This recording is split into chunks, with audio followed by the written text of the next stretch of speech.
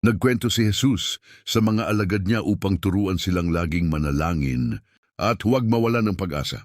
Sabi niya, sa isang bayan ay may isang hukom na walang takot sa Diyos at walang paggalang sa tao. Sa bayan ding iyon ay may isang biyuda na palaging pumupunta sa hukom at nagsasabi, "Bigyan niyo po ako ng katarungan at ipagtanggol niyo ako laban sa mga kaaway ko." Nung una ay hindi pinapansin ng hukom ang biyuda, pero sa bandang huli ay sinabi niya, "Kahit hindi ako natatakot sa Diyos at walang iginagalang na tao, bibigyan ko ng katarungan ang babaeng ito para hindi na niya ako gambalain ulit.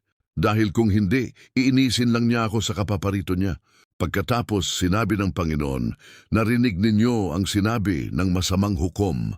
Ang Diyos pa kaya ang hindi magbigay ng katarungan sa mga pinili niya na tumatawag sa kanya araw at gabi. Tinitiyak ko sa inyo na bibigyan niya agad sila ng katarungan.